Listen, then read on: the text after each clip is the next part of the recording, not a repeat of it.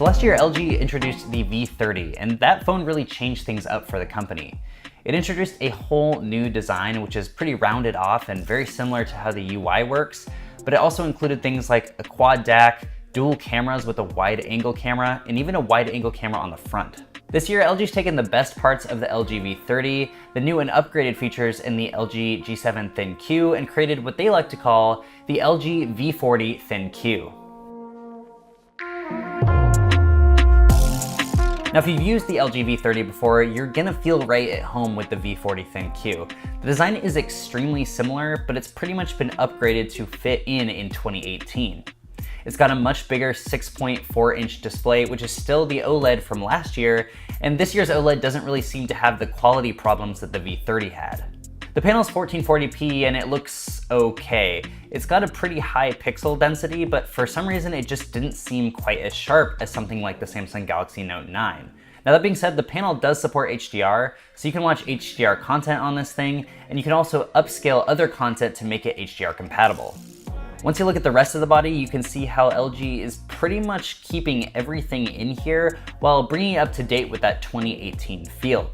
We've still got the headphone jack with that quad DAC that's gonna make your audio sound really great, and LG did tell me they are planning on keeping that headphone jack until it's pretty obvious that the consumers don't actually want it anymore. And if you'd rather play music straight out of your phone, they have ported the boombox speakers from the LG G7 into this phone, so it gets really loud. It doesn't feel quite as loud as the ones in the LG G7, but we'll have an audio review coming later down the line.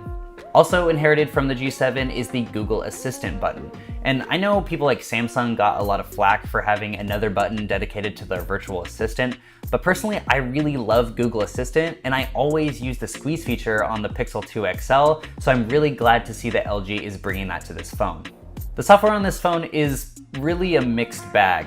It is very stock and pretty simple in most of the menus, and if you're just scrolling around the home screen, you're gonna be fine. But as soon as you go to the settings menu, it gets really clunky. There's just so many different types of settings that are just not organized very well. And if you scroll down from the top without trying to get into the settings menu, it brings you to this overlay thing, which is supposed to show you about your day, but really just uses a ton of different UI elements that just feel extremely clunky.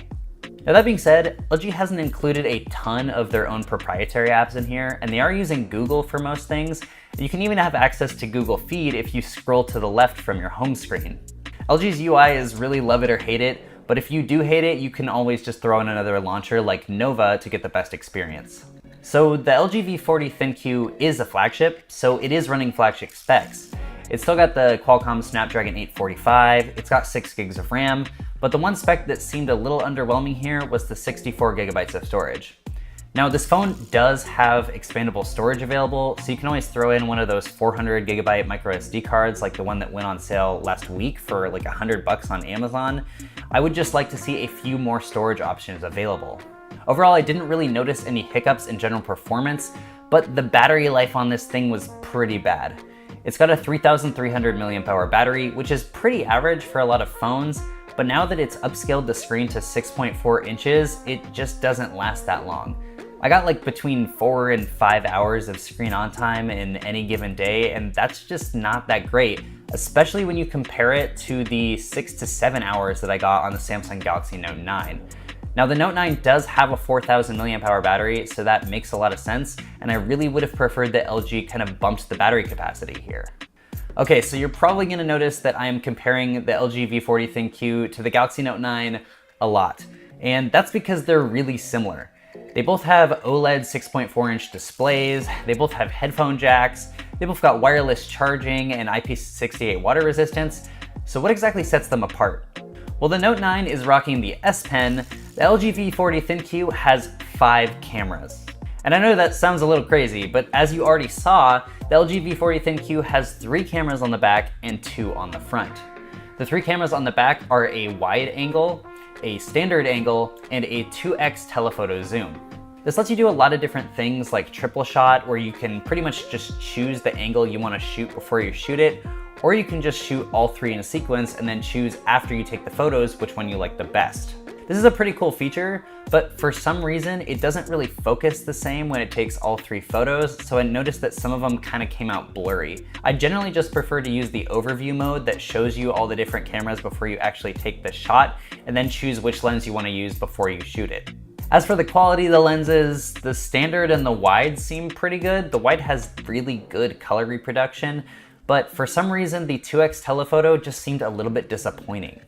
It's supposed to be an optical zoom, so it should be a lot better than like a digital crop, but for some reason it just seemed pretty muddy and the sharpness was not very good.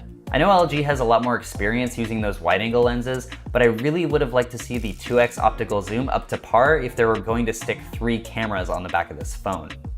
And like I said before, there's 5 cameras on this phone, so that means that there are 2 selfie cameras. There's a regular sensor and there's also a wide sensor. And I'm really glad that LG made this decision. They were able to fit 2 of those cameras right inside the pretty small notch on the front of this phone, and the wide angle camera makes it really easy to get selfies with a group of people. This also allowed for things like portrait mode, which unless you're Google, you need 2 cameras for anyway, and it actually works pretty well on this phone. Okay, so on paper, the LG V40 ThinQ pretty much has everything. And if you're really into audio or you want those wide cameras, then those are some killer features. The biggest issue for me is that this phone ranges between like $900 to $1,000 depending on the carrier that you get it on. You just can't review phones in a vacuum, and the LG G7 honestly has like 95% of the features that the V40 ThinQ has.